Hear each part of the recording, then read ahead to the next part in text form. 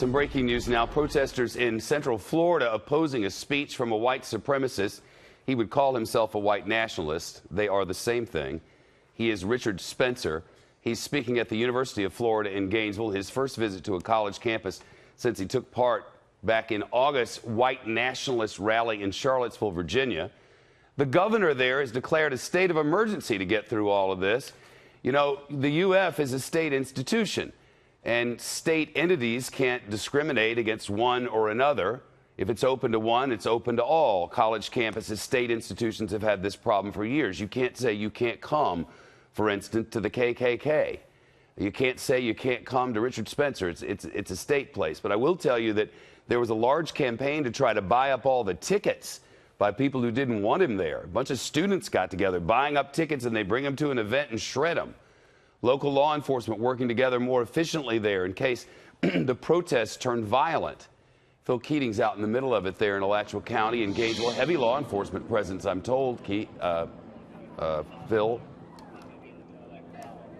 Very heavy law enforcement presence. In fact, it's extraordinary.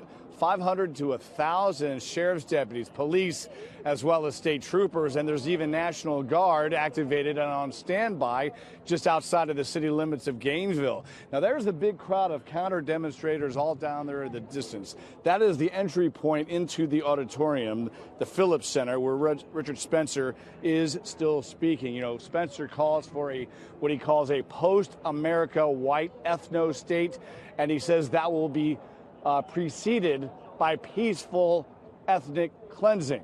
A lot of people call that hate speech, including the University of Florida President Kent Fox, who urged everyone here to avoid it. The capacity inside is about 1,750. Now, over in this area you're looking at live right here, this is the free speech zone. And there were several hundred counter-demonstrators in there. They're anti-Nazi, anti-hate, pro-diversity, anti-fascist.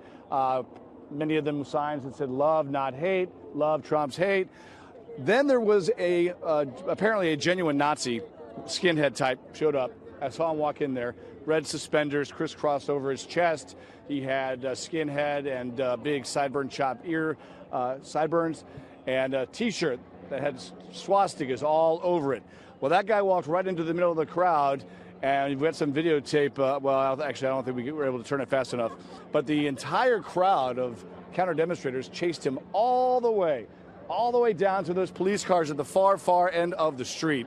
And it appeared that he had blood on his forehead and on his lips. So it did appear that he had been punched a couple of times while in the middle of what was turning into somewhat of a mob scrum. Meanwhile, all of the law enforcement officers were not intervening, but basically letting the counter-demonstrators forcibly hustle that Nazi all the way out of here and off the event. Roads are closed. This is a major road here into campus. The other north-south road, that's another major artery in Gainesville. That's been closed all day.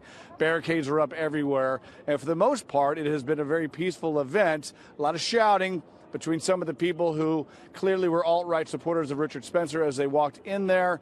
Again, it started at about 2:30. There were a couple of warm-up speakers. Richard Spencer, the self-proclaimed white nationalist, went on stage at 2:45. And for the first 15 minutes, he didn't get to anything of his speech. It was basically the crowd shouting him down and him shouting back at the crowd, basically telling the crowd, what you're doing right now will be our best recruitment tool ever. This is anti-white hate.